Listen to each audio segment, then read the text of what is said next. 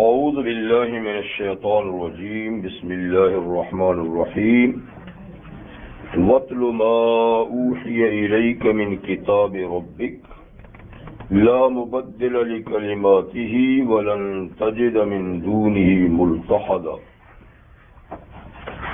واصبر نفسك مع الذين يدعون ربهم بالغداة والعشي يريدون وجهه ولا تعد عيناك عنهم تريد زينة الحياة الدنيا ولا تطع من أغفلنا قلبه عن ذكرنا واتبع هواه وكان أمره فرطا وقل الحق من ربكم فمن شاء فليؤمن ومن شاء فليكفر إنا أعتدنا للظالمين نارا أحاط بهم سرادقها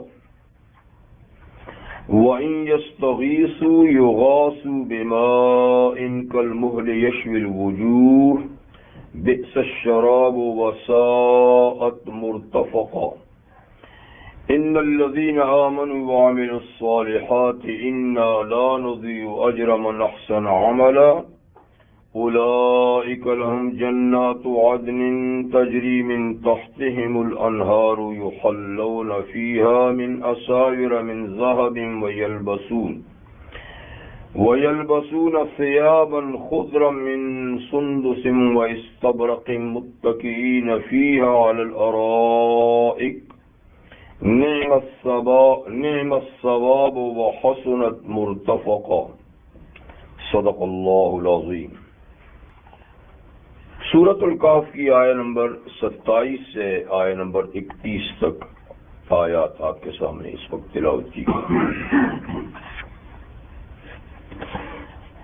ان آیات مبارکہ سے پہلے سورۃ الکہف یعنی اصحاب الکہف کے نام سے جو موسوم ہے تو انہی حضرات کا ذکر اب تک چلا آ رہا تھا کہ کس طریقے سے یہ نوجوان اپنی قوم سے الگ ہوئے اور کس طرح انہوں نے اپنے سچے عقیدے کا بیان بادشاہ وقت کے سامنے کیا اور پھر کس طرح اپنے دین و ایمان کو بچانے کے لیے انہوں نے اپنا علاقہ، اپنا ملک، اپنے احباب سب چھوڑے اور ایک غار میں پناہ لی اور اللہ تعالیٰ نے ان کو کس طریقے سے ظالم وقت بادشاہ کے پنجے سے بچایا اور ان کو 309 سال تک سلائے رکھا، اور پھر اللہ تعالیٰ نے ان کو دوبارہ نیند سے اٹھایا اور اس طویل ترین زمانے میں ان کے جسم کو کس طریقے سے اللہ تعالیٰ نے بحفاظت رکھا۔ تو یہ ساری تفصیلات اب تک یعنی ہوتی چلی آئی ہیں اور پھر ان کی حقیقت ظاہر ہوئی اور پھر اللہ تعالیٰ نے ان کو تا قیامت موت کی نیند سلا دی۔ اب یہاں سے اللہ تعالیٰ اپنی وحی کا بیان فرماتے ہیں۔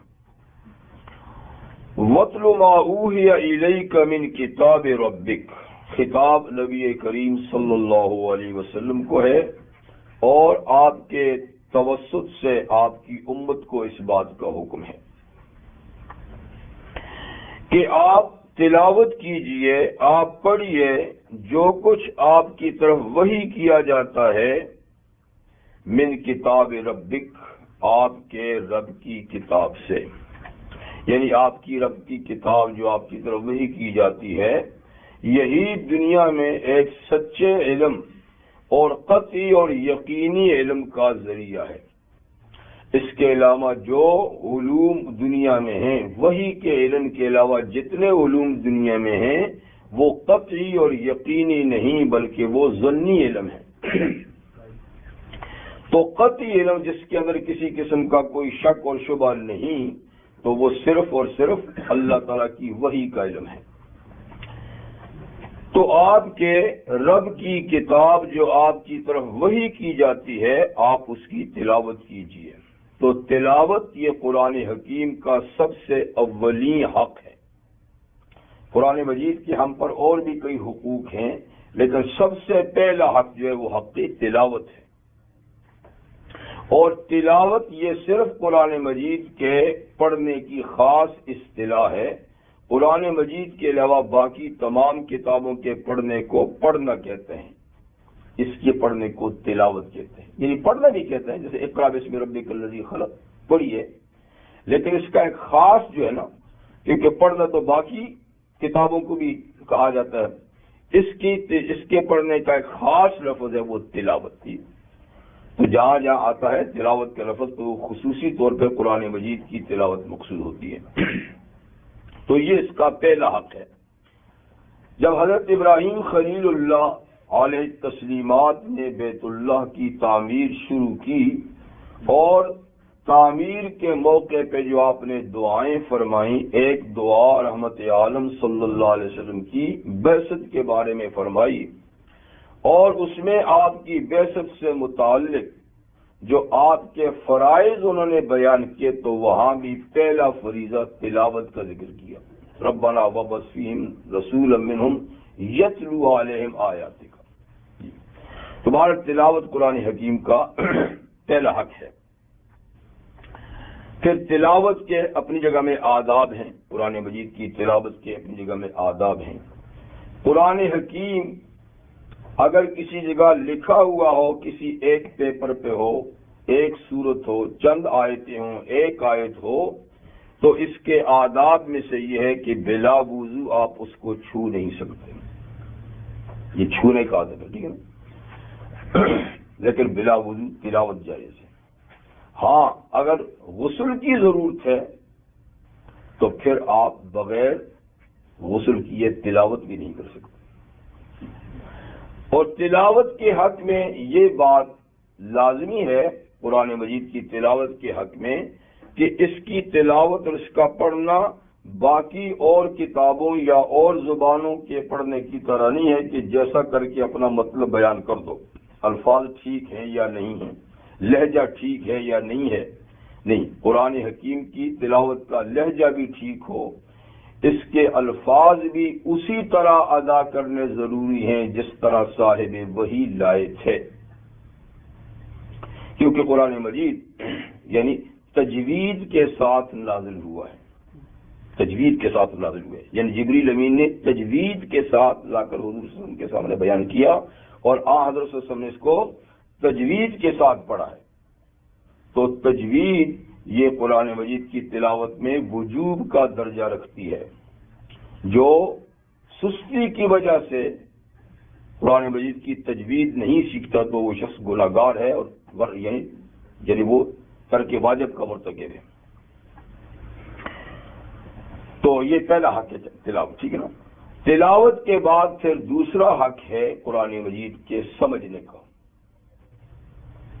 کہ قرآن مجید کو سمجھا جائے، اس لیے کہ اللہ تعالی ارشاد فرماتے ہیں کتاب انزلناہ الیک لیدبروا آیاتہ ولیتذکر اولو الالباب، کہ یہ عظیم المرتبت کتاب آپ پر اس لیے نازل کی گئی ہے تاکہ لوگ اس کی آیات میں غور و فکر کریں، یعنی اس کو سمجھنے کی کوشش کریں اور اس سے اعلی عقل نصیحت حاصل کریں، ٹھیک۔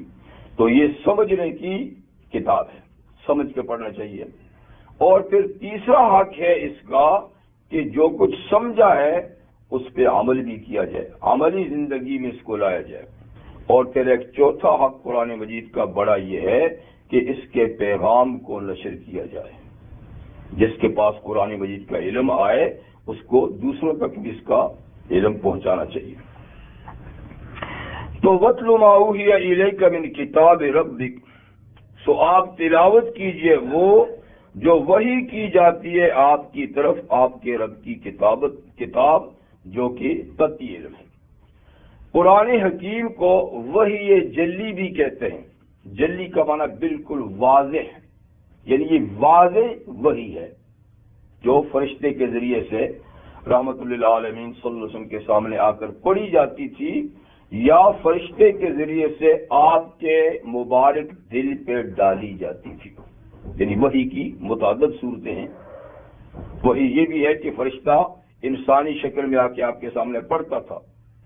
وہی اس طرح بھی ہوتی تھی کہ آپ کے مبارک دل پہ اس کا القاء کرتا تھا، اور کبھی جھنٹی کی طرح آواز بھی آتی تھی جو حضور صلی اللہ علیہ وسلم اس کو سمجھ پاتے تھے. بہرحال اس کے علاوہ رحمت للعالمین صلی اللہ علیہ وسلم کے مبارک دل پر اور بھی علوم اور حکمت کی باتیں نازل ہوتی تھی اللہ تعالیٰ کی طرف سے، جسے وحی خفی کہتے ہیں. وحی خفی، دوسرے لفظوں میں اس کو حدیث کہتے ہیں. تو حدیث بھی اللہ کی وحی ہوتی ہے جو حضور صلی اللہ علیہ وسلم کے قلب اطہر پہ نازل ہوتی تھی، اور جتنی احادیث صحیحہ ہیں وہ سب قرآن مجید کی شرح ہے، تفسیر ہے. تو قرآن مجید کی تفسیر سب سے پہلے اور سب سے زیادہ معتمد تفسیر وہ ہے جو خود قرآن کی تفسیر قرآن سے ہو جائے.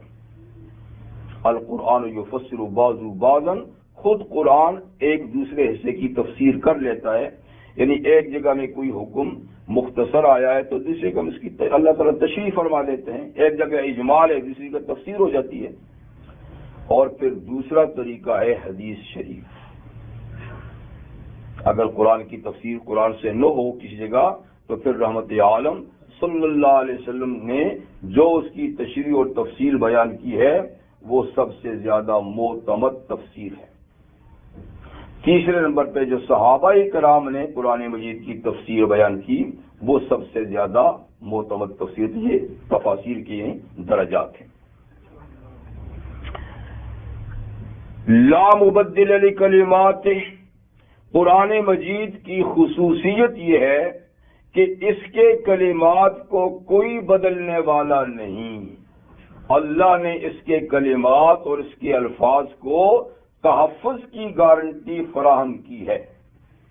جیسے کہ یہ بات سورہ ہجر میں گزر چکی ہے، انا نحن نزلنا الذکر وانا لہ لحافظون. تو قرآن مجید کے الفاظ میں کسی قسم کی تبدیلی ناممکنات میں سے ہے. اس کا یہ مطلب نہیں ہے کہ کسی نے کی نہیں یا کوئی کرتا نہیں. یعنی بارہا قرآن مجید کے الفاظ کو بدلنے کی کوشش کی گئی، بدلا گیا، لیکن اس پہ کوئی کامیاب نہیں ہوا. ہمیشہ اللہ تعالیٰ نے ایسے اپنے بندے نکالے جنہوں نے ایک دم اس کی گرفت کی اور دودھ کا دودھ اور پانی کا پانی کر دیا. تو کوششیں ہمیشہ ہوئی، آج بھی ہو رہی ہے. قرآن مجید کے الفاظ کے بدلنے کے لیے کوششیں ہو رہی ہیں، لیکن نہ پہلے کامیاب ہوئی نہ آج کامیاب ہو سکتی ہیں. یہ جیسے میں ایک دفعہ شاید پہلے ذکر بھی کیا ہوگا نہیں، تو پھر یاد دہانی کے لیے ذکر کرتا ہوں کہ جب افریقہ میں نئی نئی اسلام کی روشنی پھیلی، اور افریقہ میں بہت جہالت بھی تھی، بڑی لا علمی بھی تھی. اب تک بڑے ملک ایسے ہیں کہ جن میں علم کی روشنی اب تک بھی نہیں ہے. تو بہرحال نیا نیا جب اسلام افریقہ میں آیا اور بڑی تیزی سے پھیلنے لگا تو یہ چیز یہود کو بڑی عجیب سی لگی. تو انہوں نے ایک دم ہزارہا قرآن مجید کے محرف نسخے، تبدیل شدہ نسخے افریقہ میں پھیلا دیے، تاکہ یہ نئی مسلم قوم جو ہے نا یہ قرآن کو دوسرے انداز سے سمجھے. تو اس میں یہودیت سے متعلق سب آیات کو نکال دیا اور بھی کہیں رد و بدل کر دیے. یعنی اس کے نسخے آج تک بھی دنیا میں کہیں موجود ہیں جی. لیکن اللہ تعالیٰ نے فوراً مصر کے اس وقت کے حکمران کرنل ناصر مرحوم، جو خود حافظ قرآن بھی تھے، تو اللہ تعالیٰ اس کو توفیق بخشی. اللہ تعالیٰ اپنے دین کی خدمت کسی سے لے لے. یعنی کرنل صاحب کوئی اتنے بڑے نیک پارسا آدمی نہیں تھے، اس سے بڑی غلطیاں بھی ہوئی ہیں لیکن اچھے کام بھی ہوئے. ایک اچھا کام تو یہ ہوا کہ جب اسے پتہ چلا تو فوراً لاکھوں کی تعداد میں صحیح قرآن مجید کے نسخے چھپوا کر پوری کنٹری میں افریقہ میں بھیج دیے. دوسرا، اس نے بہت بڑی کھیپ قاریوں کی بھیج دی کہ خالی قرآن بھیج دے گے تو نئے لوگ ان کو تو پتہ سمجھ نہیں. تو قراء حضرات آئے اور انہیں جا بجا بڑے بڑے مجلسوں میں قرآن مجید کی تلاوت شروع کی، اور جو صحیح تلاوت تھی وہ کر کے سنائی۔ 2 کام کیے۔ تیسرا کام اس نے یہ کیا کہ مصر میں قاہرہ میں ایک مخصوص ریڈیو اسٹیشن قائم کیا جو 14 گھنٹے اس سے فقط اور فقط تلاوت ہوتی تھی، دوسرا کوئی پروگرام اس سے نشر نہیں ہوتا تھا۔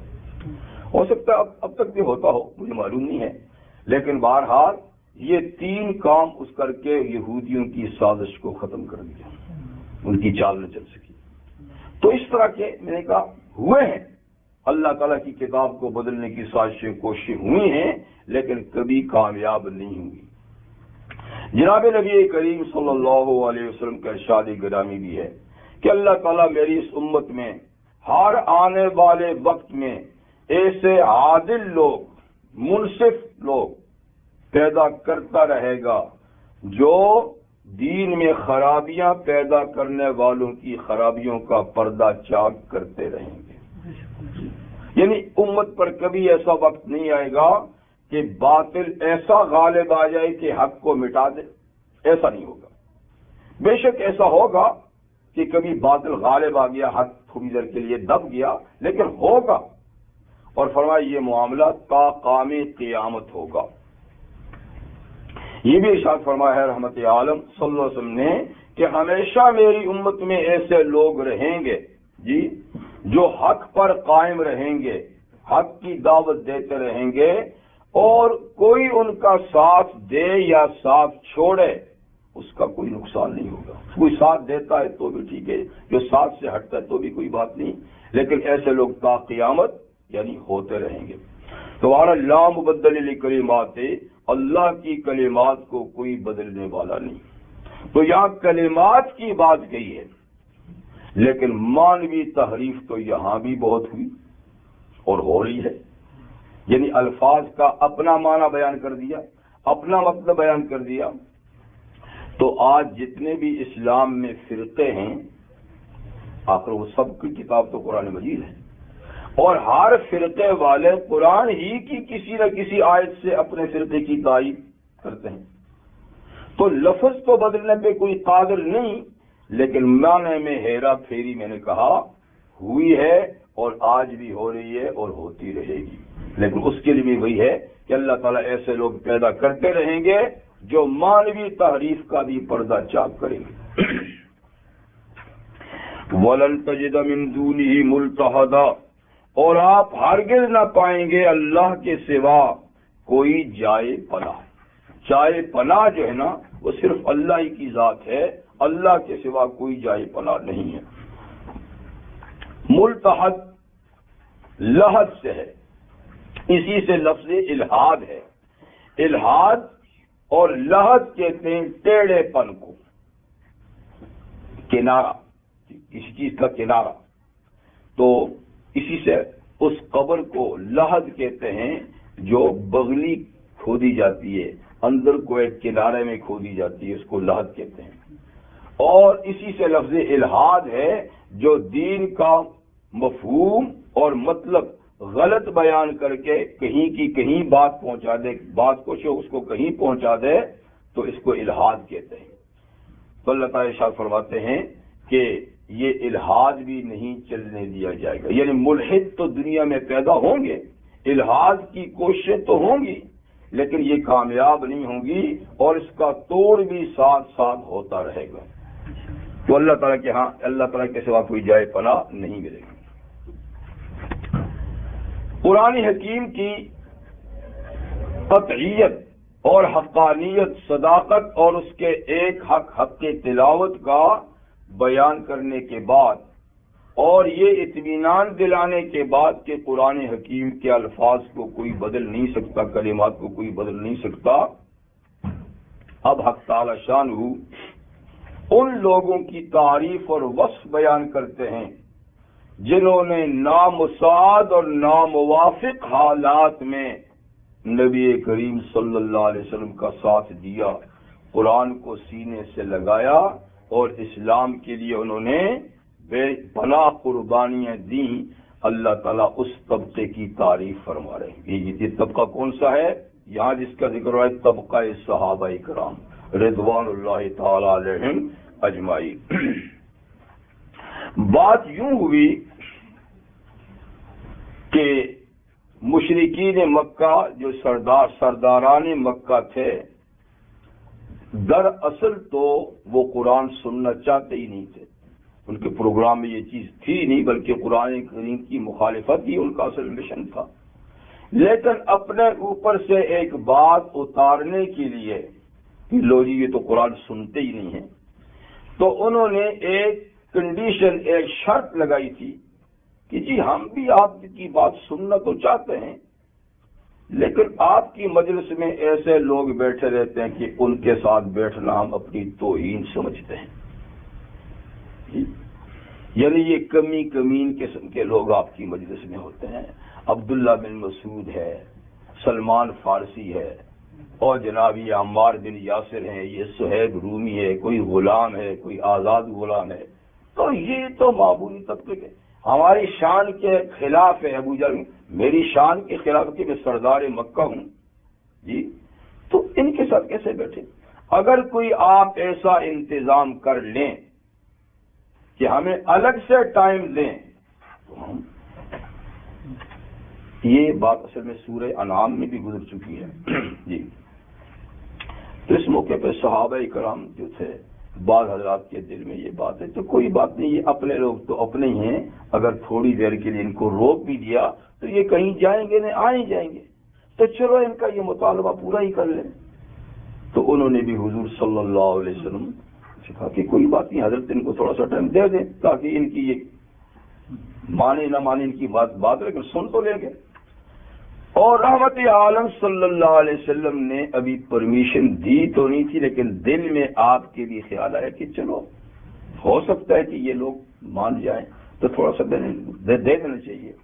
پر اللہ تعالیٰ نے یہ آیات نازل فرما کے روک دیا، بلکہ ایک آدھ موقع پہ حضور نے ایسا کیا بھی،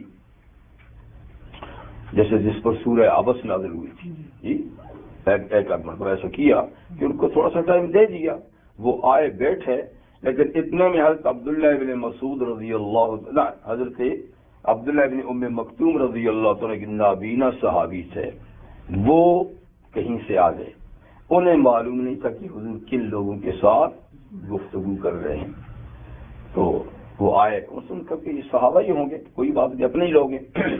تو انہوں نے آتے ہی عرض کیا کہ حضور مجھے فلاں آیت کا مطلب سمجھا دیجیے۔ تو اس وقت ان کا آنا حضور کو ناگوار سا ہوا، تو آپ نے توجہ نہیں فرمائی، تو ان کو تو معلوم نظر نہیں آیا، تو انہوں نے دوبارہ پھر سوال کر دیا، تو پھر حضور کو ناگوار ہوا، آپ نے چہرہ انور پھیر دیا، تو اس پہ اللہ تعالیٰ نے آیت نازل فرمائی، سورت کا پہلا حصہ، اور کتنے پیارے انداز سے اللہ تعالیٰ نے ارشاد فرمایا، عبس وتولی، تیوری چڑھا دی، دیکھو جی تیوری چڑھا دی، منہ پھیر لیا، انجاہ العامی، اس لیے کہ ایک اندھا آیا، وما یدریک لعلہ یزکی، میرے محبوب پیغمبر آپ کو کیا پتا کہ یہ آنے والا آپ سے علم حاصل کر کے اور زیادہ پاک ہو جاتا عمل کر کے، اس لیے کہ یہ عمل کی نیت سے آیا تھا، یہ سن کر ماننے کے لیے نہیں آیا تھا، اور وہ تو اعتراضات کے لیے آئے تھے کہ کچھ سنیں گے پھر اس کی پر بحث بباس، ان کا مقصد تو ماننے سرے سے ہے ہی نہیں ہے جی، اس لیے ان کا آنا اور وقت ضائع کرنا تھا، نکتہ چینی کی نظر سے آئے تھے، یہ دل کی پاکیزگی سے آیا تھا، یہ سن کے کچھ ماننا چاہتا تھا، تو آپ نے اس کی طرف یہ توجہ نہیں فرمائی، اور وہ نہ ماننے کے لیے آپ ان کی توجہ صرف فرما رہے ہیں، تو بہرحال ایک آدھ مرتبہ ایسا ہوا تو اللہ تعالیٰ نے اس سے روک دیا کہ نہیں، جو ایمان رکھتے ہیں،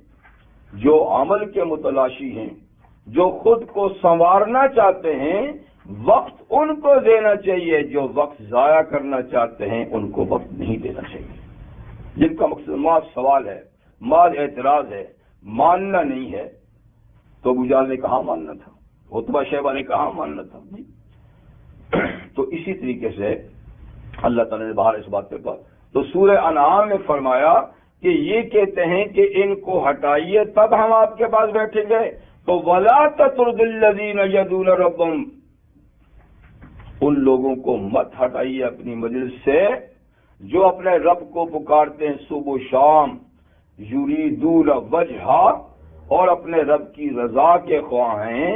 آپ اپنی توجہ ان پہ مبذول رکھیں، ان کا تزکیہ کریں، ان کو تعلیم دیں، ان پہ شفقت کی نظر رکھیں، ان کو فائدہ ہوگا۔ اور یہ تو وقت ضائع کرنے والے لوگ ہیں۔ تو یہاں بھی اسی کا ذکر ہے، وَاصْبِرْ نَفْسَكَ مَعَ الَّذِينَ يَدْعُونَ رَبَّهُمْ بِالْغَدَاةِ وَالْعَشِيِّ يُرِيدُونَ وَجْهَهُ۔ صبر کا معنی ہوتا ہے اپنے آپ کو کسی چیز کا پابند بنانا، صبر۔ تو وَاصْبِرْ نَفْسَكَ، اے محبوب نبی صلی اللہ علیہ وسلم، اپنے آپ کو پابند بنائیے، اپنے آپ کو روک رکھیے ان لوگوں کے ساتھ یدعون ربهم بالغداة والعشی، جو اپنے رب کو پکارتے ہیں صبح و شام، اللہ کا ذکر کرتے ہیں صبح و شام، جی ان کے ساتھ اپنے آپ کو آپ پابند رکھیے، ان پہ آپ توجہ فرمائیے، ان کو تعلیم دیجیے، ان کا تزکیہ کیجیے۔ اور اس صبح و شام اللہ کو پکارنے میں یریدون وجہا، کوئی دکھاوا نہیں، کوئی دنیا کا مفاد نہیں، بلکہ وہ اللہ کی رضا چاہتے ہیں۔ یریدون وجہا، اللہ تعالیٰ کی رضا چاہتے ہیں، اللہ کی خوشنودی چاہتے ہیں۔ تو یہ بات وہی صحابہ اکرام تھے مفلوق الحال۔ ہمیشہ سے دنیا میں ایسا ہوا ہے۔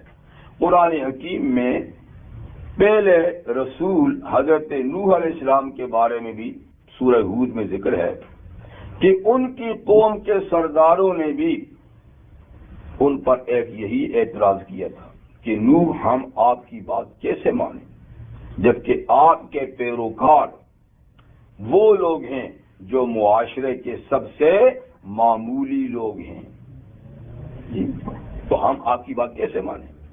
جی جن لوگوں کی یعنی ہمارے خیال سے سوچ سمجھ ہی نہیں ہے، جی جن کی کوئی رائے نہیں ہے، وہ آپ کی بات سن رہے ہیں، اس کے مطلب کہ آپ کی بات میں وزن نہیں۔ کوئی پڑھا لکھا آدمی، کوئی جہان دیدہ آدمی جیسے مودی زمانے، وہ تو آپ کی بات سنتا نہیں ہے، اور یہ کوئی کاشتکار ہے، کوئی لوہار ہے، کوئی ترخان ہے، کوئی موچی ہے، یہ جن کی کوئی سمجھ ہی نہیں ہے، تو معلوم ہے کہ آپ کی تعلیم ہی کوئی ایسی پرکشش نہیں کہ بڑے بڑے لوگ آئیں اور آپ کی بات سنیں۔ تو حضرت نوح علیہ السلام نے اللہ تعالیٰ کی طرف سے وہی پا کر جواب دیا کہ میں تو ان کے ساتھ رہوں گا، تم ان کے ساتھ بیٹھ سکتے ہو تو تمہاری مرضی، آؤ بیٹھو سنو، نہیں بیٹھ سکتے تو میں ان کو ہٹا کر مجلس تمہارے لیے خالی نہیں کر سکتا۔ اگر میں نے ایسا کر لیا تو یہ تو بڑی ستم کی بات ہوگی، بڑے ظلم کی بات ہوگی۔ تو رحمت عالم صلی اللہ علیہ وسلم کو بھی سورہ انعام میں فرمایا کہ آپ ان لوگوں کو ان کی خاطر مت ہٹائیں، اگر آپ نے ان کو ہٹایا، ان کو بٹھایا تو یہ ناانصافی کی بات ہوگی۔ تو انصاف یہ ہے کہ جو طالب بن کے آتا ہے، اصلاح کا خواہاں ہے، اس کو وقت دیا جائے۔ جو طالب نہیں ہے، جو اصلاح نہیں چاہتا، تو اس کے اوپر وقت برباد نہ کیا جائے۔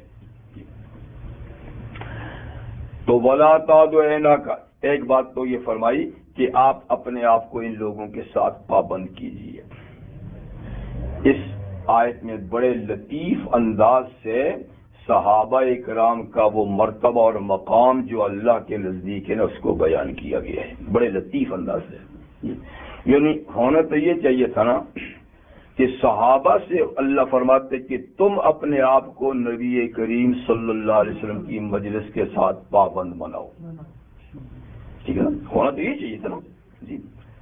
لیکن اللہ تعالیٰ نے دوسرے انداز سے حضور کو فرمایا کہ نہیں، آپ اپنے آپ کو، تاکہ دنیا سمجھے کہ یہ بھی کوئی پوزیشن رکھتے ہیں، کہ ان کی بھی اللہ کے ہاں کوئی پوزیشن ہے، کہ اللہ تعالیٰ اپنے محبوب نبی کو اور ان کے استاد اور مربی کو حکم دیتے ہیں کہ وہ وقت ان کو زیادہ دیں۔ اس لیے صحابہ اکرام کی عظمت شان کی طرف بڑا لطیف انداز سے یعنی اور یہ طبقہ جی یعنی جو ان لوگوں کی نظروں میں کچھ نہیں پر اللہ کی نظروں میں کتنا بلند ہے، اب اللہ تعالیٰ کی نظروں میں یعنی کتنا بلند ہے۔ اور دوسرا وَلَا تَعْدُ عَيْنَاكَ عَنْهُمْ، آپ اپنی نگاہیں ان سے ہٹا کر نہ رکھیں، دور نہ رکھیں، نہ تو مجلس سے دور رکھیں نہ توجہ سے دور رکھیں، توجہ بھی ان پہ رکھیں۔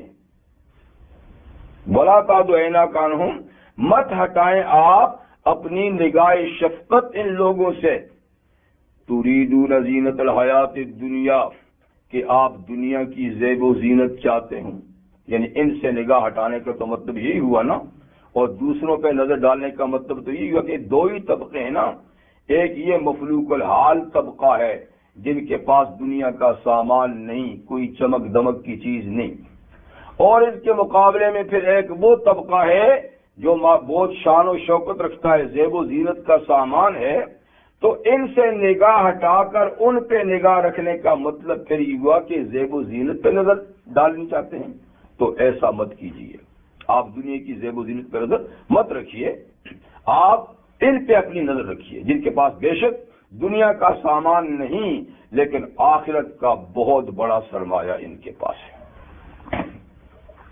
دیکھیے قرآن حکیم میں حق تعالی شانہ نے سورہ الحدید میں صحابہ کرام کو دو حصوں میں تقسیم کیا ہے، ایک تو تقسیم اور لحاظ سے نا مہاجر و انصار والی، ایک تقسیم وہ ہے مہاجر اور انصار والی کہ جو مدینہ کے اصل باشندے تھے وہ انصار کہلائے، اور جو باہر سے مدینہ میں جا کر بسے وہ مہاجر کہلائے، اور یہ بڑے اونچے طبقے کے لوگ شمار ہوئے۔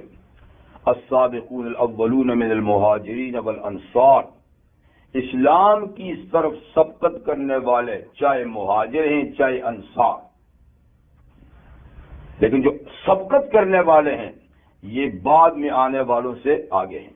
ایک تو یہ، ایک اور تقسیم جو سورہ الحدید میں اللہ تعالیٰ نے کی ہے وہ اس لحاظ سے کی ہے کہ فرماتے ہیں لا يستوی من انفق من قبل الفتح وقاتل، جو فتح مکہ سے پہلے مسلمان ہوئے اور اللہ کے راستے میں جہاد کرتے رہے وہ ان صحابہ کے ساتھ برابر نہیں جو فتح مکہ کے بعد اسلام لائے اور بعد میں انہوں نے دینی خدمات کی۔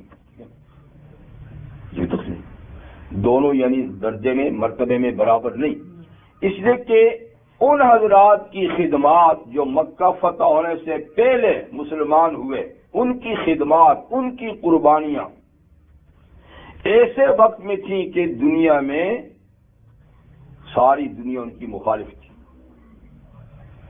بڑی بے چینی کا دور تھا، بڑی مشکلات کا دور تھا، اور جب مکہ فتح ہو گیا پھر تو اسلام کو پھر تو دنیا کفر دب گئی، اسلام تو غالب آ گیا، تو بعد میں جو ایمان ہے تو ان کے لیے وہ مشکلات نہیں تھیں، بے شک ان کا عمل بھی قابل قبول ہے بڑا، لیکن جس مشکل وقت میں انہوں نے اسلام کو قبول کیا اور محنت کی اس کے مقابلے میں ان کی خدمات کم ہیں، اس سے فرمایا کہ یہ درجے میں برابر نہیں فتح مکہ سے پہلے والے اور فتح مکہ کے بعد والے۔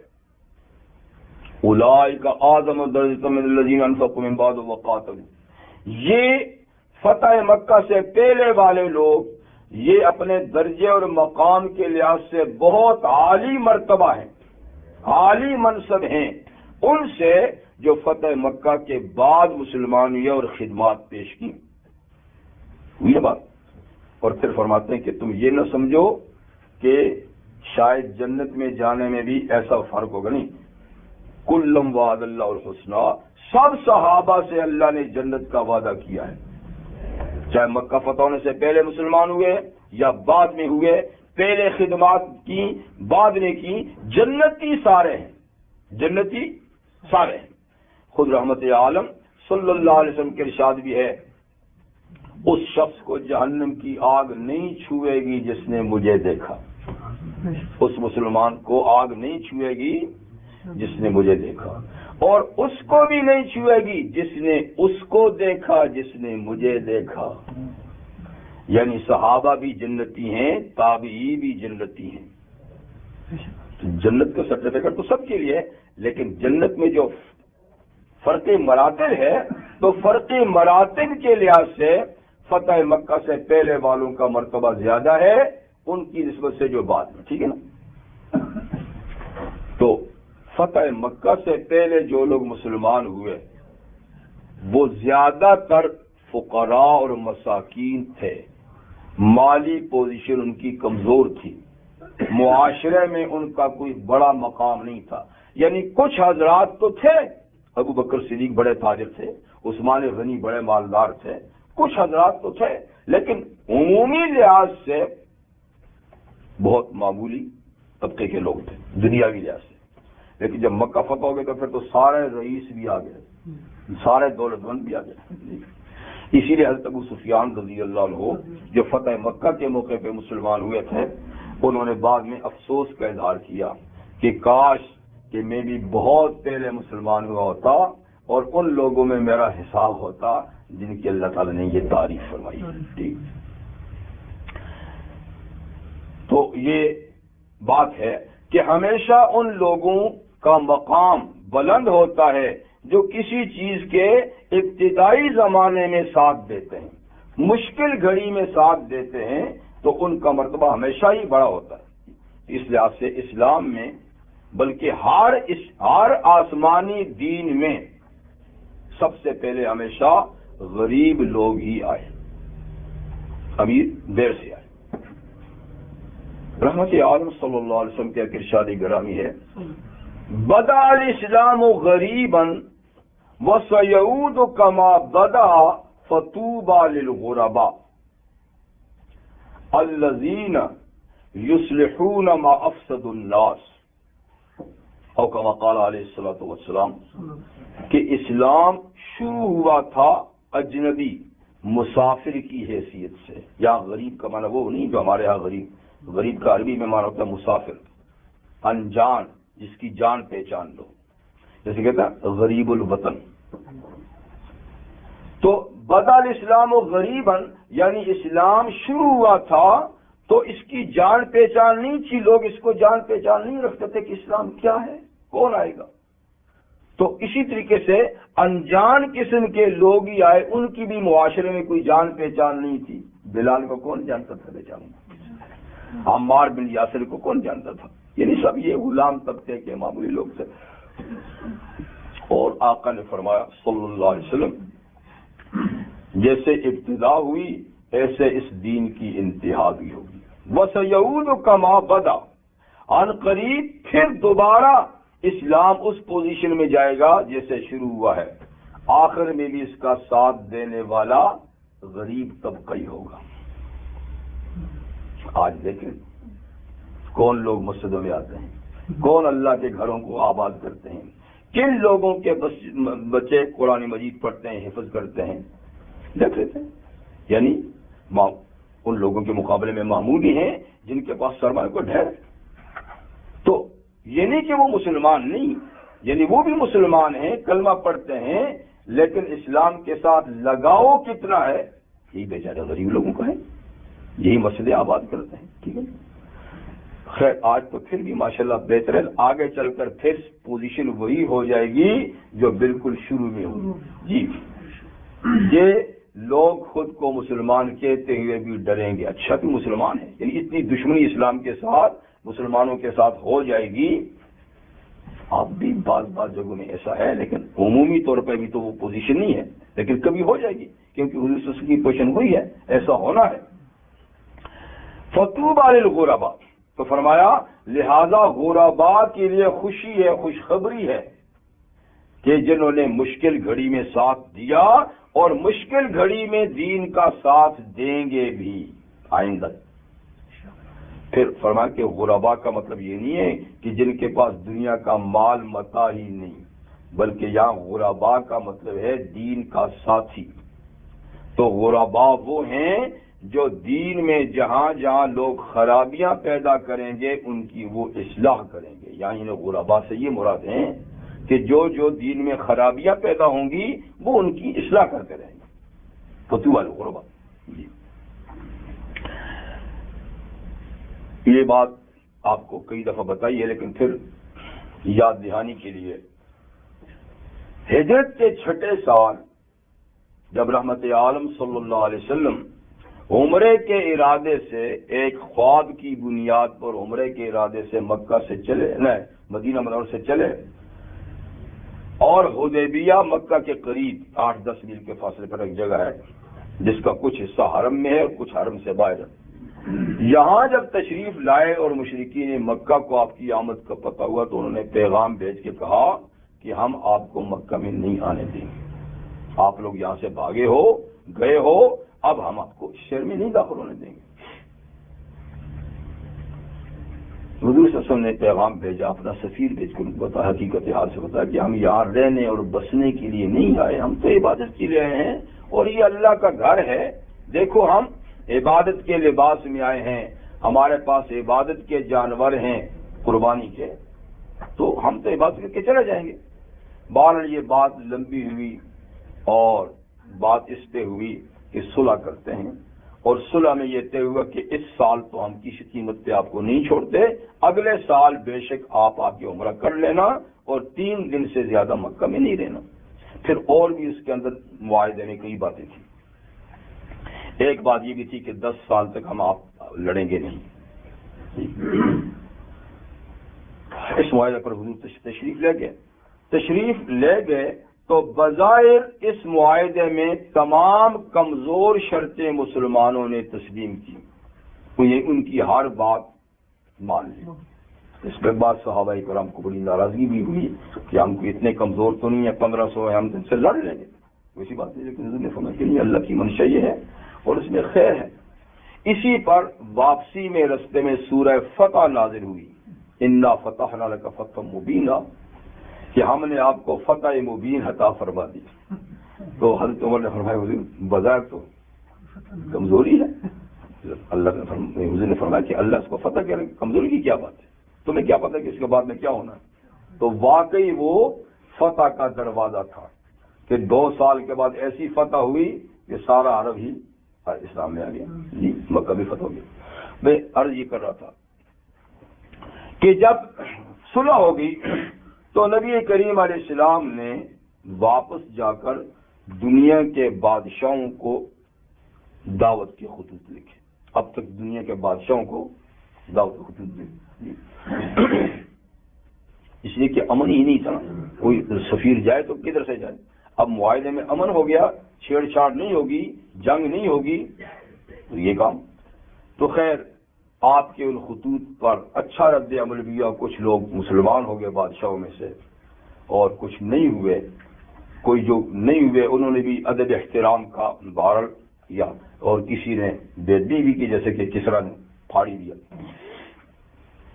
تو ایک خط قیصر روم کے نام گیا، یعنی اس وقت کی یورپ کی سب سے بڑی سلطنت کے جو بادشاہ، وہ عیسائی سلطنت تھی اور قیصر روم عیسائی بادشاہ تھا اور اپنی کتاب کا عالم بھی تھا بھارت۔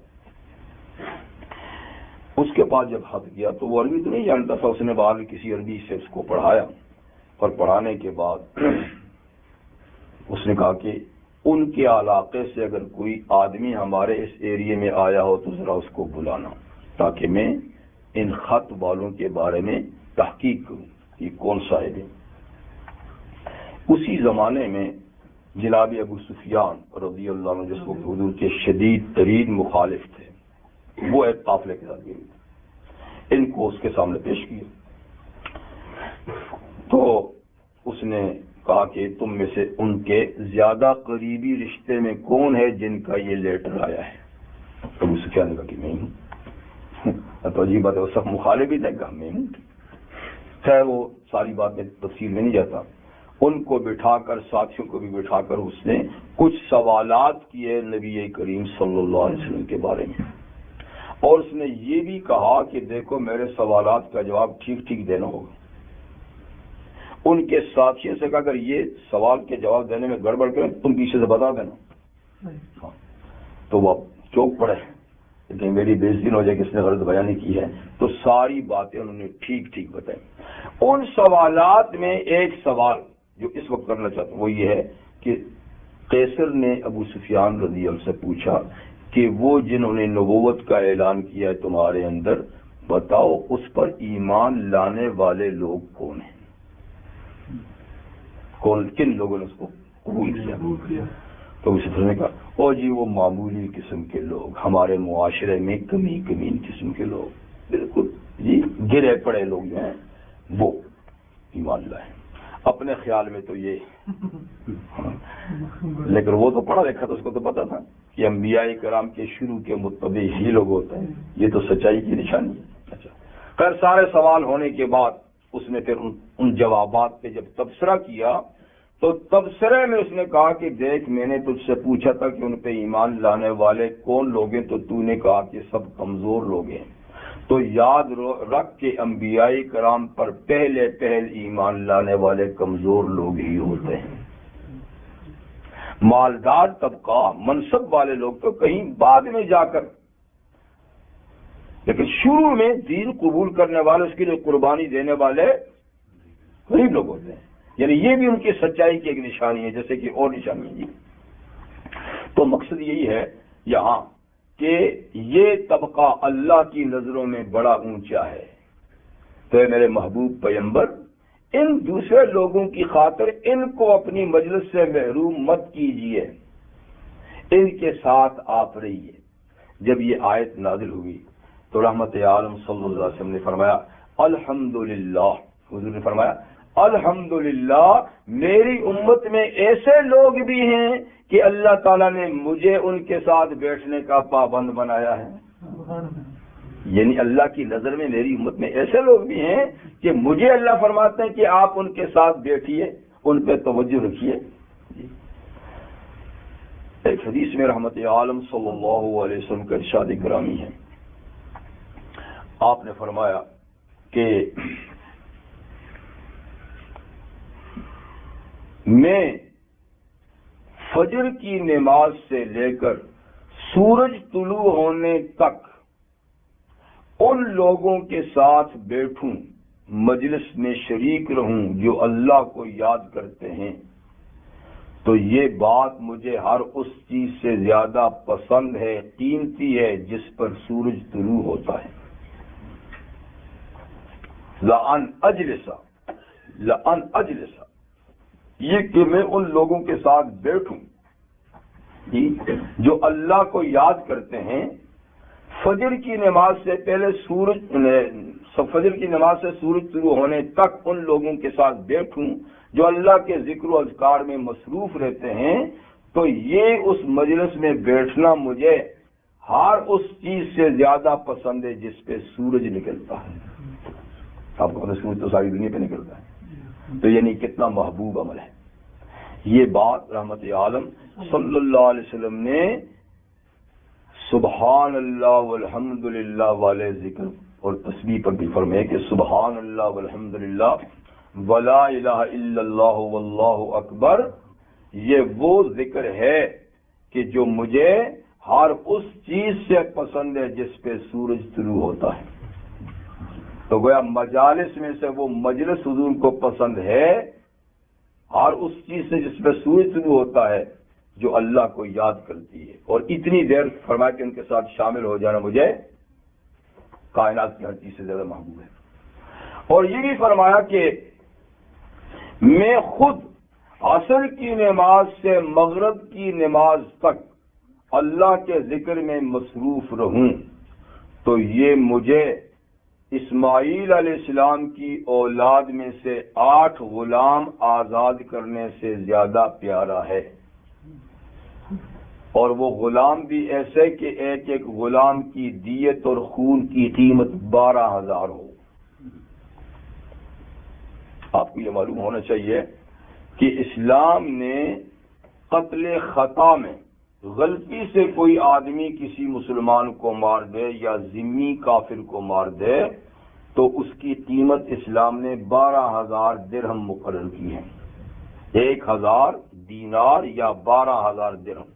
دینار سونے کا سکہ ہوتا تھا اور درہم چاندی کا سکہ، کہ اس زمانے میں جو طے ہوا ہے آج بھی دیت وہی ہے. اب بھی 12,000 اس زمانے کے جو درہم ہیں اس کی جو قیمت ہوگی نا، اس سکے اس صحیح معنی میں چاندی کے سکے ہوتے، اس میں کھوٹ ووٹ نہیں ہوتا تھا. اور دینار صحیح سونے کا سکہ ہوتا تھا، کھوٹ اس میں نہیں ہوتا تھا. تو اس وزن کی چاندی یا اس وزن کا سونا آج بھی دیت ہے.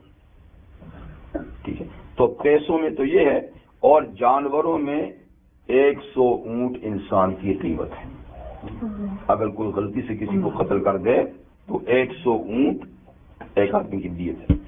تو حضور صلی اللہ علیہ وسلم نے فرمایا کہ عصر سے مغرب تک اللہ کے ذکر میں مصروف رہنا مجھے اسماعیل علیہ السلام کی اولاد، اسماعیل علیہ السلام کی اولاد کیوں کہا؟ ورنہ ہر غلام کو آزاد کرنا بھی بڑا ثواب ہے، اس لیے کہ سب غلاموں میں اسماعیل علیہ السلام کے اولاد کے غلام سب سے زیادہ اہمیت کے حامل ہیں، کیونکہ اسماعیل علیہ السلام کی اولاد کے غلام کون ہیں؟ حضور کا خاندان. کیونکہ حضور صلی اللہ علیہ وسلم اسماعیل علیہ السلام کی یعنی اولاد سے نا، تو گویا حضور صلی اللہ علیہ وسلم فرماتے ہیں میرے خاندان کے اگر کوئی 8 غلام ہوں تو ظاہر بات ہے وہ دنیا بھر کے غلاموں سے زیادہ اہمیت رکھتے ہیں، اور ان کے ثواب، ان کے آزاد کرنے کا ثواب دنیا بھر کے غلاموں سے زیادہ ہے. تو 8 غلام آزاد کرنا جس میں ہر غلام کی دیت 12,000 ہو، تو 12 چوک 48,000 درہم، جیسے 48,000 درہم اللہ کے رستے میں دینا ایک طرف، اور عصر سے مغرب تک اللہ کا ذکر کرنا ایک طرف. تو خیر یہاں یہ حدیث میں 2 باتیں ہیں. ایک بات یہ کہ فجر سے طلوع آفتاب تک ان لوگوں کے ساتھ بیٹھنا جو اللہ کا ذکر کرتے ہیں، یہ مجھے ہر اس چیز سے محبوب ہے جس پہ سورج نکلتا ہے. ٹھیک، اور عصر سے مغرب تک خود ذکر میں مصروف رہنا مجھے 8 غلام ولد اسماعیل سے آزاد کرنے سے زیادہ پسند ہے. تو وَلَا تَعْدُ عَيْنَاكَ عَنْهُمْ، آپ مت دور کیجئے گا اپنی نظریں، اپنی آنکھیں ان صحابہ سے، ان کمزور لوگوں سے، کہ آپ اگر ان سے ہٹائیں گے تو ہٹانے کا مطلب اس کے سوا اور کیا ہو سکتا ہے کہ آپ دنیا کی زیب و زینت چاہتے ہیں، کیونکہ ان سے نگاہ اٹھانے کا مطلب پھر ان پہ رکھنا ہے، ان پہ رکھنے کا مطلب پھر زیب و زینت ہے. تو مقصد یہ ہے کہ یہ بڑا سرمایہ ہے، یہ غریب طبقہ، اللہ کا نام لیوا طبقہ، یہ مساجد کو آباد کرنے والا، یہ تلاوت کرنے والا، یہ ذکر و اذکار کرنے والا، یہ دین سے وابستہ طبقہ اللہ کی نظر میں بہت قیمتی ہے، اگرچہ دنیا کی نظروں میں بہت بے قیمت صحیح. دنیا کی نظروں میں بے قیمت ہے، ہاں وہ تو بیکار ہی سمجھتے ہیں. یہ کیا کرتے ہو جی؟ کیوں 5 وقت مسجد میں جاتے ہو؟ کیا کرتے ہو وہاں تلاوت کر کے؟ ان کیا تو کچھ نہیں. کہتے ہیں یہ وقت بھی ادھر لگا دو، یہ بھی ادھر لگا دو جی، پر اللہ تعالیٰ کی نظر میں بڑا باقی نہیں. اور وَلَا تُطِعْ مَنْ أَغْفَلْنَا قَلْبَهُ عَنْ ذِكْرِنَا، اے محبوب پیغمبر صلی اللہ علیہ وسلم، آپ مت اطاعت کیجئے، مت بات مانے، مت کہا مانے اس شخص کا کہ جس کے دل کو ہم نے اپنی یاد سے غافل کر دیا ہے. اس کی بات آپ نہ مانیں. وہ لاکھ آپ کو اپنی طرف توجہ دلائے، اور یہ ہمیں بھی ٹائم دیجیے، ہماری بھی سنی ہے، لیکن اس کا دل ہماری یاد سے خالی ہے. تو اغفلنا کا ایک مطلب تو یہی ہے کہ ہم نے اس کے دل کو اپنی یاد سے غافل کر دیا ہے. مطلب ہے کہ وہ نہیں چاہتا تو ہم بھی نہیں چاہتے. جیسے اللہ تعالیٰ کو فرماتا ہے نولی ما تولا، جو ہم سے پھرتا ہے ہم بھی پھرنے دیتے، یا پھر ہمیں تم تیری کیا ضرورت ہے جی. تو جس کے دل کو ہم نے اپنی یاد سے غافل کر دیا، ایک معنی اس کا یہ ہوتا ہے جس کے دل کو ہم نے اپنی یاد سے غافل پایا. ہم نے تو نہیں کیا، خود اس نے کر دیا. تو ہم نے اس کے دل کو اپنی یاد سے غافل پایا جی، تو اس کی بات آپ نہ مانیں. اور اس کا ایک معنی خالی بھی ہوتا ہے کہ مت کہا مانے اس کا جس کے دل کو ہم نے اپنی یاد سے خالی پایا، خالی پایا۔ عربوں میں ایک غلط تقسیم کا رواج تھا کہ وہ تیروں کے ساتھ ایک تو تقسیم کرتے تھے چیزوں کی جو قمار اور جوا ہے، اور ایک قسمت معلوم کرتے تھے تیروں کے سے۔ یہ دو طریقے تھے قرآن میں، جس کا نام ازلام آتا ہے، ان تستقسموا بالازلام، یہ کہ تم ازلام یعنی تیروں کے پانسوں سے قسمت معلوم کرو، یا تیروں کے پانسوں سے تم چیز کو تقسیم کرو۔ یہ دو طریقے تھے۔ تقسیم کا مطلب یہ ہوتا تھا کہ چند لوگ جو زیادہ سے زیادہ 10 آدمی ہوتے تھے، وہ مل کر طے کرتے تھے کہ چلو بھائی برابر برابر پیسے ڈالتے ہیں اور اس کا ایک اونٹ خریدتے ہیں، وہ اونٹ خرید کر اس کو ذبح کر کے اس کا گوشت غریبوں میں بانٹیں گے، ٹھیک ہے، یہ ان کا طریقہ تھا۔ لیکن جب گوشت بن جائے گا، تیار ہو جائے گا، تو ہر آدمی کا کتنا حصہ ہے، پیسے تو سب نے برابر دیے ہیں، 20-20 ڈالر کہہ دیں، 10-10 کہہ دیں، برابر، لیکن تقسیم برابر نہیں ہوتی تھی، کیونکہ تقسیم وہ پھر تیروں کے ذریعے سے کرتے تھے، اور تیر جو ہیں تقسیم کے وہ ایک بیگ یا تھیلے میں رکھے ہوتے تھے، اور وہ تھیلا حرم میں کسی بت کے ہاتھ میں ہوتا تھا۔ بلکہ یوں کہیں کہ ابراہیم اور اسماعیل علیہ السلام کے نام سے جو بت بنا کے رکھے تھے، یہ ان کے ہاتھ میں ہوتے تھے، کیونکہ جب یہ بت توڑے گئے تو رحمت عالم صلی اللہ علیہ وسلم نے فرمایا اللہ ان مشرکوں کو غارب کرے، ان کو پتہ تھا ابراہیم اسماعیل اللہ کے خلیل اور ذبیح پیغمبر ہیں، ان کو اس طریقہ کار سے کیا واسطہ تھا، ان ظالموں نے یعنی یہ جوئے کے تیر ان کے ہاتھ میں دیکھو پکڑا رکھے، تو وہ 10 تیر ہوتے تھے، ٹھیک ہے، اس پہ 7 تیروں پہ کچھ لکھا ہوتا تھا،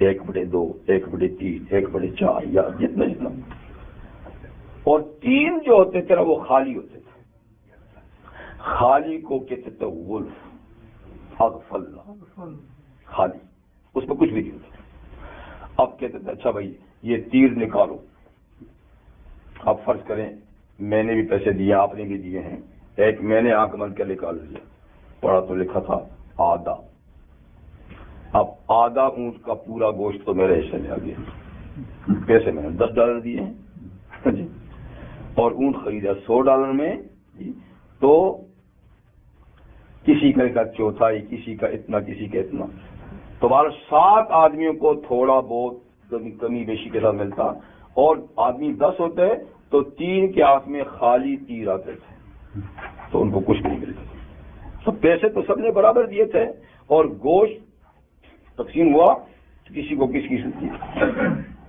ایک تو اس کا نام ہے ان تستقسموا بالازلام، کہ تم تیروں کے ساتھ تقسیم نہ کرو، ٹھیک۔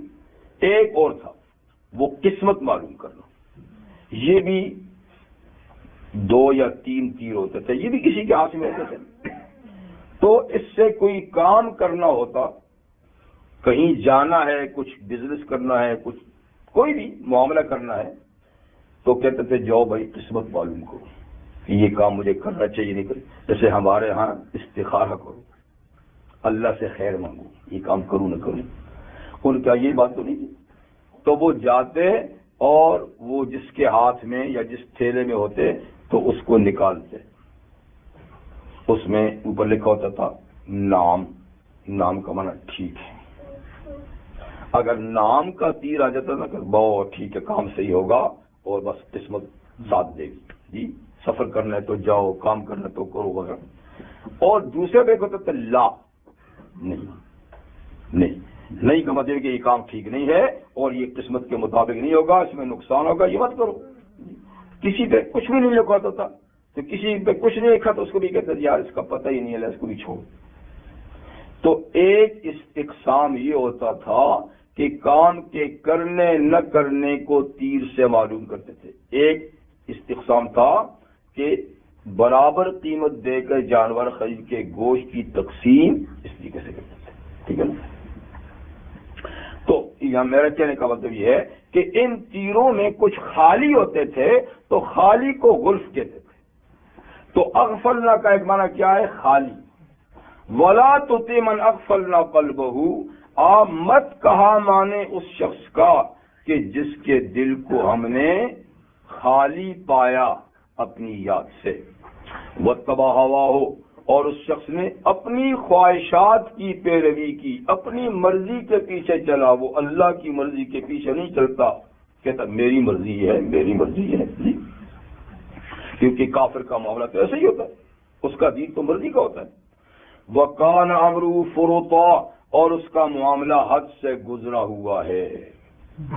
تو بہرحال کافر جس کا معاملہ حد سے گزرا ہوا ہے اور اس کا دل اللہ کی یاد سے بے خبر اور خالی ہے، فرمایا کہ ان لوگوں کی باتوں میں مت آئیے، بس ان سیدھے سادہ منش اللہ کو یاد کرنے والے جو لوگ ہیں نا، ان پہ اپنی توجہ رکھیے، ان کی مجلس میں آپ بیٹھیے اور ان کی تعلیم، ان کا تزکیہ اور ان کی تربیت کیجیے کہ یہ اصل سرمایہ ہیں۔ یہ تو ہے قرآنی تعلیم، لیکن آج ہمارا رویہ کیا ہے؟ ہمارا رویہ بھی کچھ ایسا ہے کہ ہماری توجہ بھی زیادہ کس میں ہوتی ہے؟ کھاتے پیتے گھرانوں کی ہوتی ہے جی، ان کے ساتھ ہی زیادہ بیٹھنا، اور ہم بھی زبان سے نہ کہیں لیکن اس طبقے کو شاید نکما ہی سمجھتے ہیں جن سے اللہ کے گھر آباد ہیں، جو اللہ کو یاد کرتے ہیں۔ تو بہرحال یہ چہل پہل دنیا کی دو روزہ ہے، اور سدا بہار جو ہے نا، وہ بہار کا کام یہی ہے جو آج عام لوگوں کی نظروں میں نہیں، نظروں میں آنے کا کام دراصل یہی ہے۔ اگر اللہ تعالیٰ کسی کی نظروں میں یہ بات ڈال دے تو کام یہی ہے، لیکن یہ کہ ہم نے اس کو کام سمجھا نہیں، اور ہم بھی سمجھتے ہیں کہ دو چار پیسے زیادہ کمانے اور ٹھاٹھ باٹھ کی زندگی جو ہے یہ کام ہے، لیکن دراصل وہ کام نہیں۔ اسی لیے دیکھیے نا، اسلام کسی کا محتاج نہیں، سب اسلام کے محتاج ہیں۔ اسلام میں آئیں گے تو اپنا بھلا ہے، اسلام کا ایسا کیا ہے؟ کوئی آئے نہ آئے، ہم نہ آئے تو کوئی اور اللہ پیدا کر دے گا، کوئی اور اللہ پیدا کر دے گا۔ اللہ تعالیٰ قرآن حکیم میں جا بجا ارشاد فرماتے ہیں، ان تتولوا یستبدل قوما غیرکم، تم نے میرے دین سے منہ پھیر دیا تو کیا اللہ تمہارے بدلے میں دوسری قوم کھڑی کر دے گا۔ ولا یکونوا امثالکم، وہ پھر تمہاری طرح نہیں ہوں گے، وہ سچ مچ دین کے وفادار ہوں گے۔ تو مطلب کہ ہم محتاج ہیں، دین ہمارا محتاج نہیں ہے، لیکن ہم تھوڑا بہت کام کر کے سمجھتے ہیں کہ ہم نے کوئی دین پہ بڑا احسان کر لیا، ایسی بات نہیں۔ اور دوسری بات یہ ہے کہ کوئی عام آدمی کلمہ پڑھ لیتا ہے تو ہمیں زیادہ خوشی نہیں ہوتی، اور اس کے آنے سے کیا ہو جائے گا، اس کے آنے سے کیا ہو جائے گا۔ لیکن کوئی ذرا زیادہ کھاتا پیتا یا سادے منصب والا مسلمان ہو جاتا، سب دیکھو دھوم ہو جاتے، دیکھو جی فلاں صاحب مسلمان ہو گئے، بس اب تو اس کی وجہ سے دین چمک اٹھے گا۔ تو بھائی یہ بات نہیں ہے، دین کو چمکانے والے تو اللہ تعالیٰ ہیں۔ کیا پتا وہ جس کو تم نے معمولی سمجھا دین اسی سے چمک جائے، جو اخلاص سے آیا، جو محبت سے آیا، جو چاہت سے آیا، اور کیا پتا جس سے کی دھوم آپ دے رہے ہیں وہ صرف دکھانے کے لیے آئے ہوں، نام نمود کے لیے آئے ہوں۔ لیکن ہوتا یہ ہے نا کہ کوئی اس قسم کا ہو تو دیکھو اخباروں میں بھی نام آ جاتا ہے، ٹی وی پہ بھی نام آ جاتا ہے، شہرت ہو جاتی ہے کہ فلاں صاحب، جیسے کہ اس کے آنے سے بڑا اسلام پر بڑا احسان ہو جائے گا۔ ایسی بات نہیں ہے، ایسی بات ہوتی تو اللہ تعالیٰ پھر قرآن میں ایسے ہی لوگوں کا ذکر کرتے، لیکن یہاں تو دیکھیں ایسے لوگوں کا ذکر ہے جو گمنام قسم کے لوگ ہیں، جو معاشرے کے گرے پڑے لوگ ہیں، پر اللہ کی نظر میں یہ بہت بلند اور بہت اونچے لوگ ہیں۔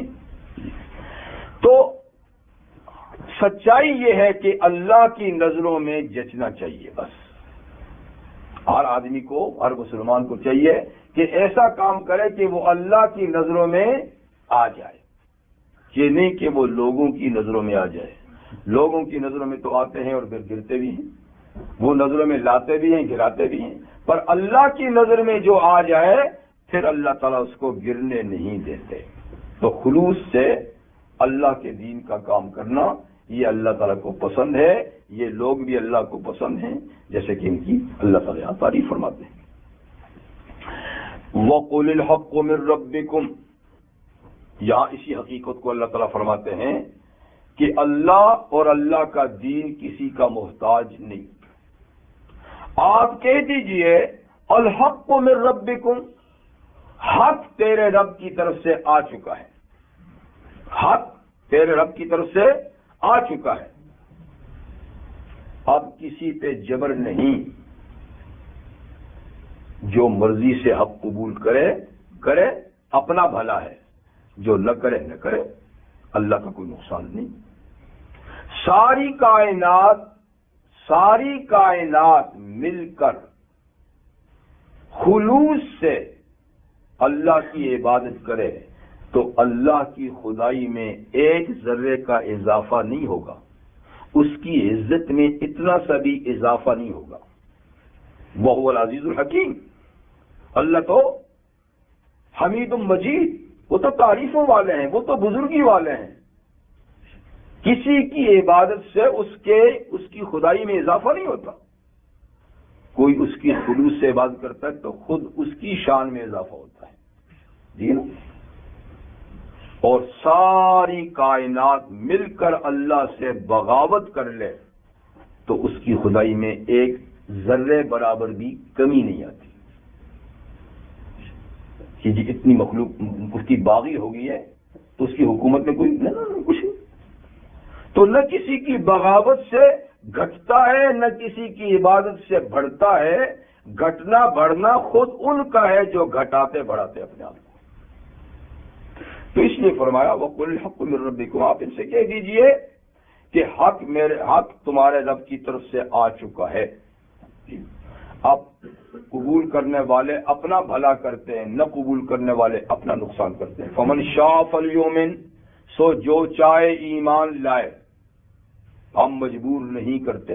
لا اکراہ فی الدین، دین میں زبردستی نہیں، دین قبول کرانے میں زبردستی نہیں، اور زبردستی کا دین اللہ کو منظور ہی نہیں. جب منظور ہی نہیں ہے، رضا و رغبت کا دین اللہ کو منظور ہے، زبردستی کا دین منظور نہیں، تو پھر اکراہ ہے بھی نہیں. فمن شاء فليؤمن، تو جو چاہے ایمان لائے، ومن شاء فلیکفر، جو چاہے کفر اختیار کرے. یعنی اس سے کوئی فرق نہیں پڑتا. دوسرے کو میرا تعالیٰ فرماتے ہیں لیس علیک ھداھم ولکن اللہ یہدی من یشاء، آپ کے ذمے ان کو منزل مقصود پہ پہنچانا نہیں، اللہ جس کو چاہتے منزل مقصود پہ پہنچاتے ہیں. ایک آیت کریمہ میں فرماتے ہیں ان علیک الا البلاغ، میرے محبوب پیغمبر آپ کے ذمے میرا پیغام پہنچا دینا ہے. اللہ جس کو چاہتے ہیں پھر اس لائن پہ لگا دیتے ہیں. تو بہرحال حق بات آ چکی ہے. اب کوئی رضا و رغبت سے اس کو قبول کرے اس کی سعادت مندی ہے، اور جو اس کو رد کر دے اس کی شقاوت اور بدبختی ہے.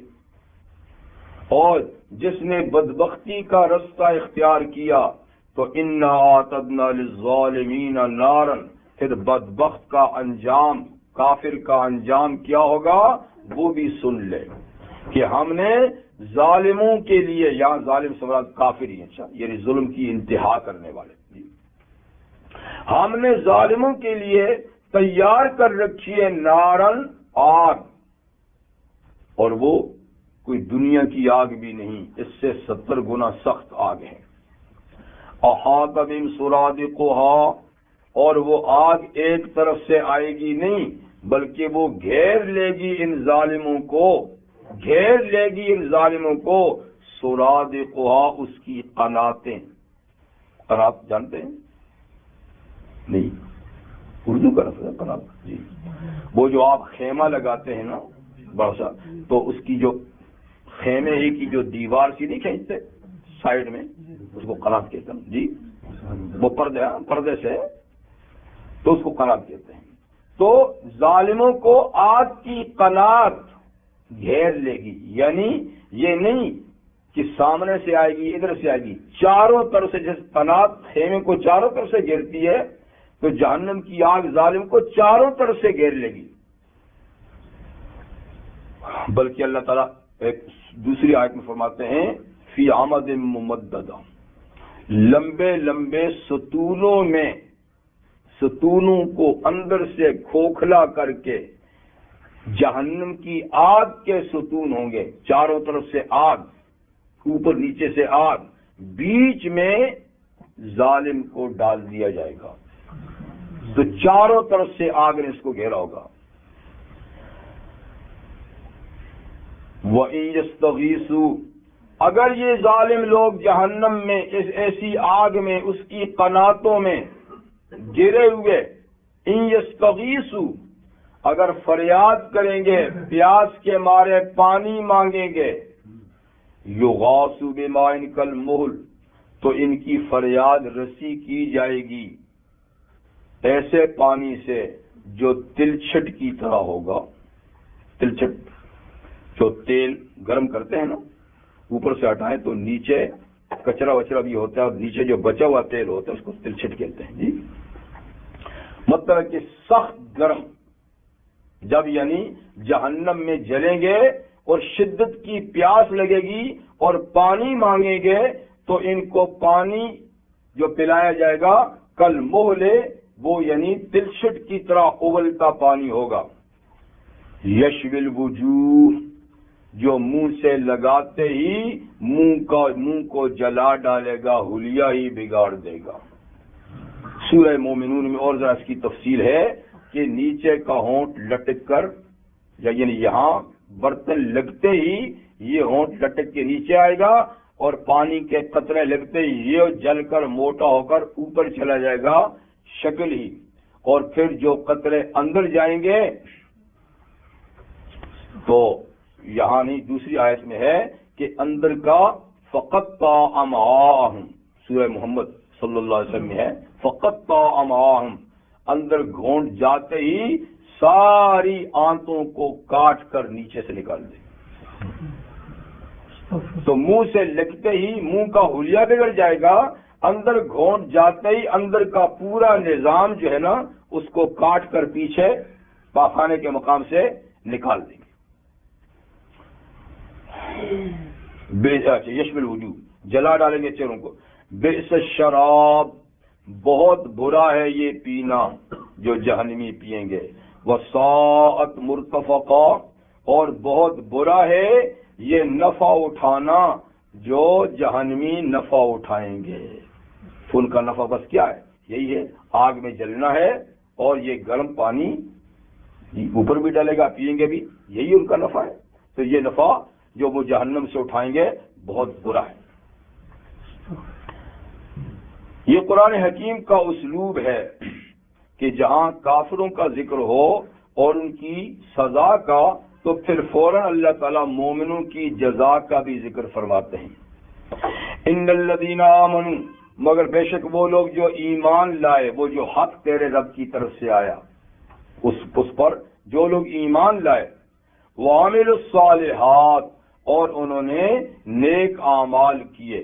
نیک اعمال تو یوں بے شمار ہیں، لیکن 4 مرکزی نیک اعمال ہیں جن کو ارکان اسلام کہتے ہیں: نماز، روزہ، حج، زکوٰۃ.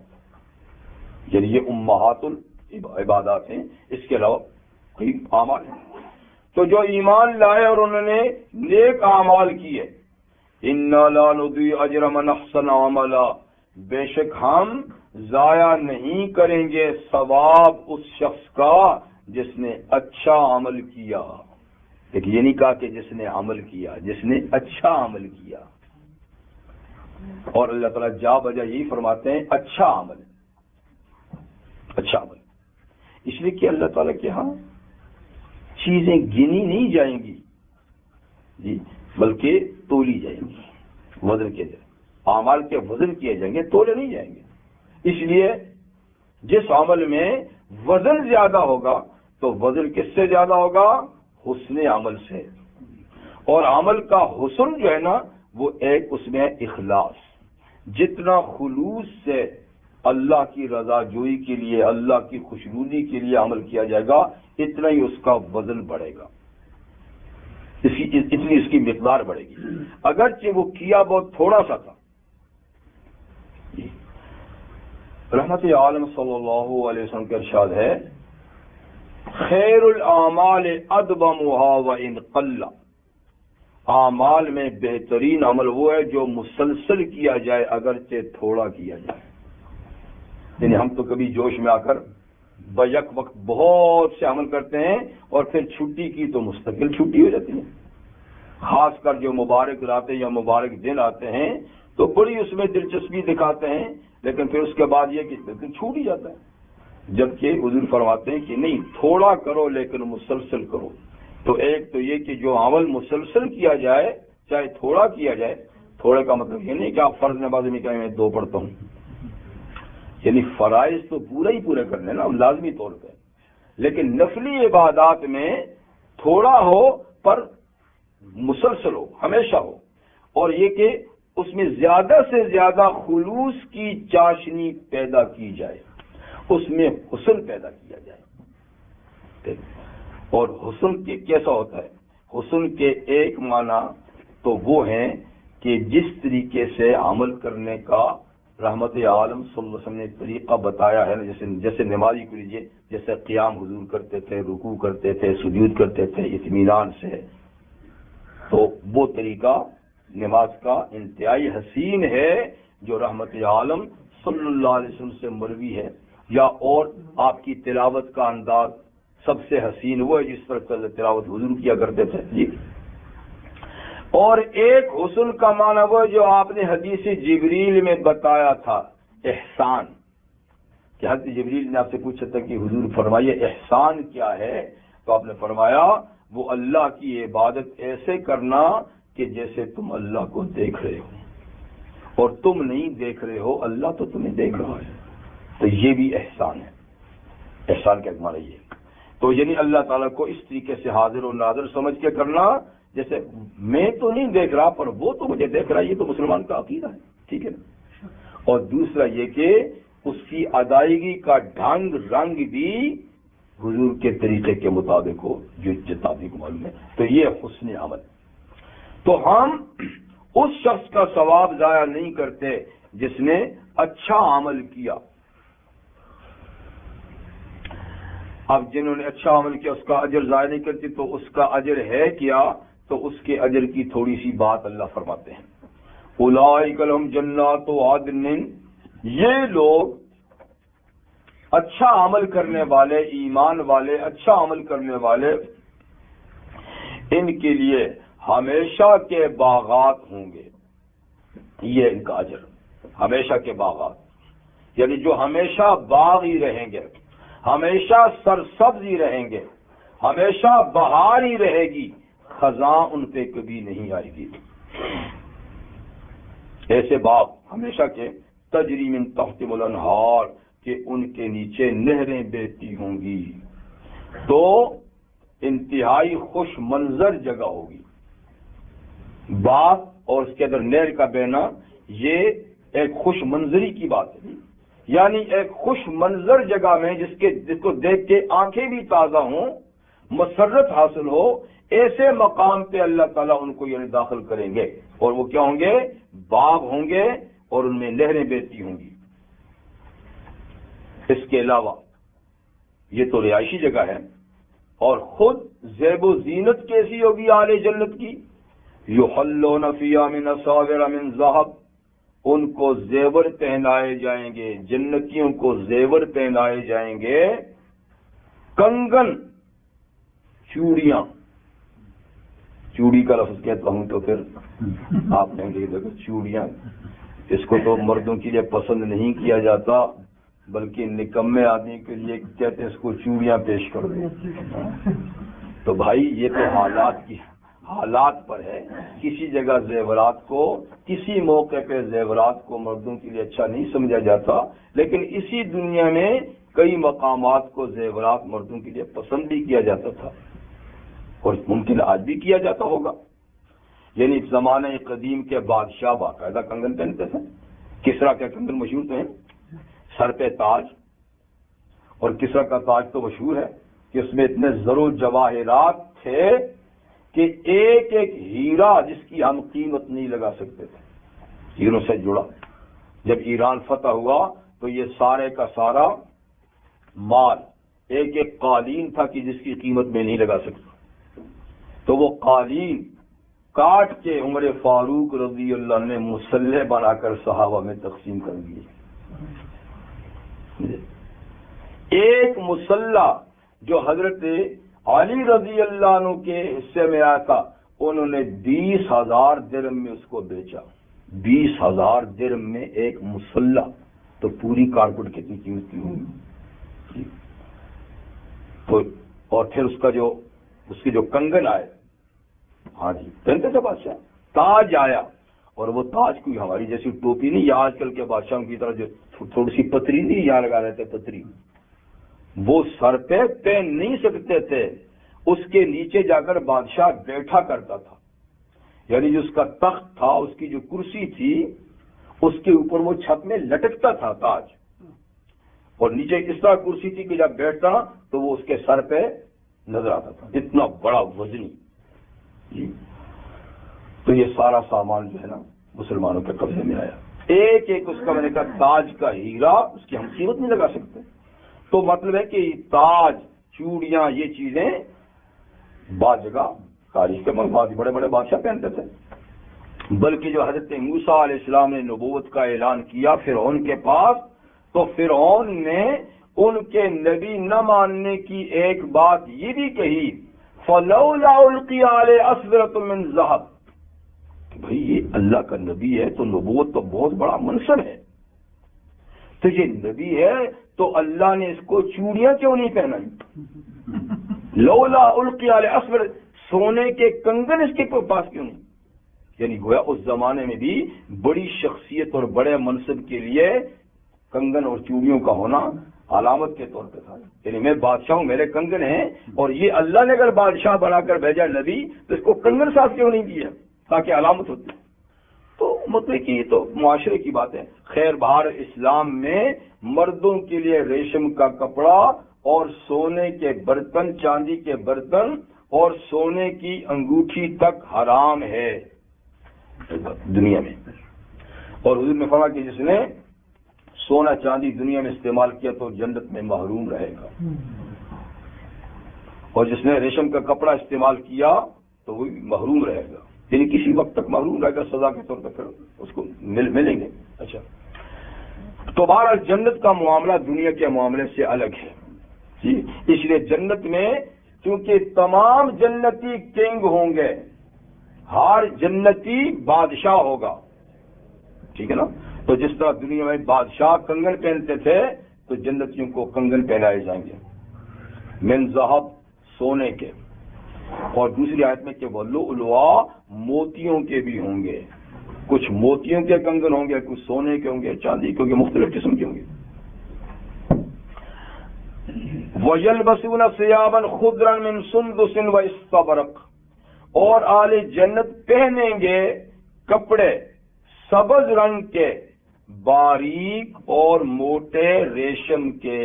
سندس کہتے ہیں باریک ریشم کو، اور استبرق کہتے ہیں موٹے ریشم کو. یعنی ریشمی سبز لباس ہوگا اہل جنت کا، باریک بھی ہوگا اور موٹا بھی ہوگا، اور نئے کنگن بھی پہنے ہوں گے. اور متکئین فی علی الارائک، تکیہ لگائے ہوئے ہوں گے جنت میں مسیریوں پر. اریکہ سے میں کہتے ہیں آرام دہ نشست کو، آپ کہہ سکتے ہیں صوفوں پر، جیسے آج کل اسی مثال ہے.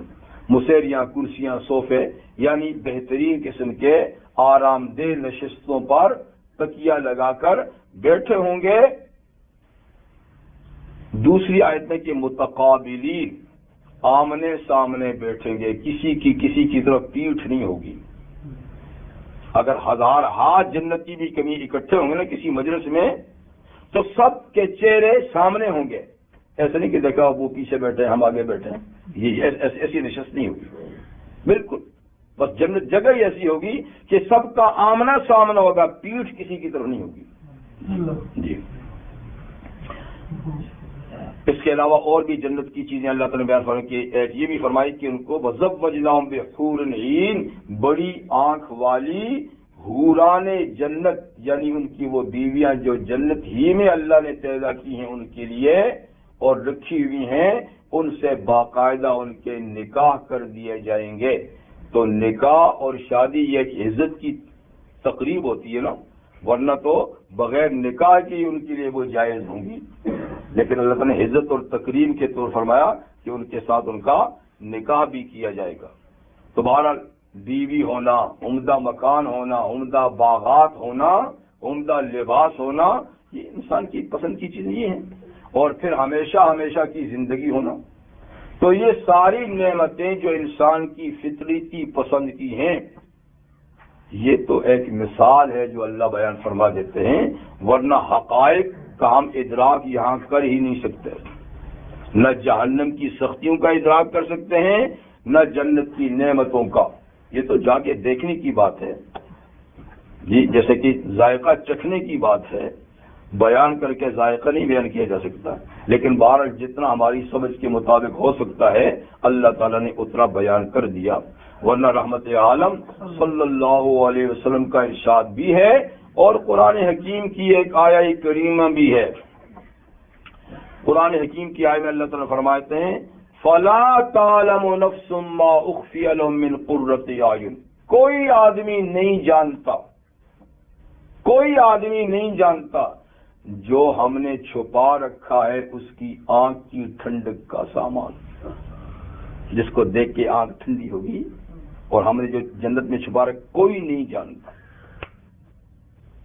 اور حضور صلی اللہ علیہ وسلم فرمایا کہ الجنت ما رأت عین, نہ تو کسی آنکھ نے وہ منظر دیکھا ہے جو جنت کا ہے, نہ کسی کان نے سنا ہے, اور نہ کسی دل پر اس کا خیال ہی گزرا ہے. تو وہ بہرحال وہاں کی باتیں ہیں. نعمت ثواب, یہ کتنا اچھا ثواب ہے ایمان اور نیک اعمال کا. یہ باغات, یہ نہریں, یہ مکان, یہ سڑک, کتنا اچھا ثواب ہے. وہ حسنت مرتفقہ, اور یہ اچھا ہے فائدہ اٹھانے کا سامان. فائدہ اٹھانے کا سامان جو جنت میں نا یہ اچھا ہے. اوپر کہنا 7 مرتفقہ, جہنم میں جس چیز سے فائدہ اٹھائے گا بہت برا ہے, جنت میں جن چیز سے فائدہ اٹھائیں گے یہ بہت اچھا ہے. سبحانک اللہم وبحمدک اشہد ان لا الہ الا اللہ استغفرک واتوب الیک. الحمد للہ رب العالمین والعاقبۃ للمتقین والصلاة والسلام على اشرف الانبیاء وسید المرسلین وعلى آله وصحبه اجمعین. ربنا آتنا في الدنيا حسنة وفي الآخرة حسنة وقنا عذاب النار. ربنا أعنا على ذكرك وشكرك وحسن عبادتك. ربنا وفقنا لما تحب وترضى واجعل آخرتنا خيرا من الأولى. ربنا هب لنا من لدنك رحمة وهيئ لنا من أمرنا رشدا. ربنا تقبل منا إنك أنت السميع العليم, تب علينا إنك أنت التواب الرحيم. صلى الله تعالى على خير خلقه سيدنا ومولانا محمد وآله وصحبه أجمعين.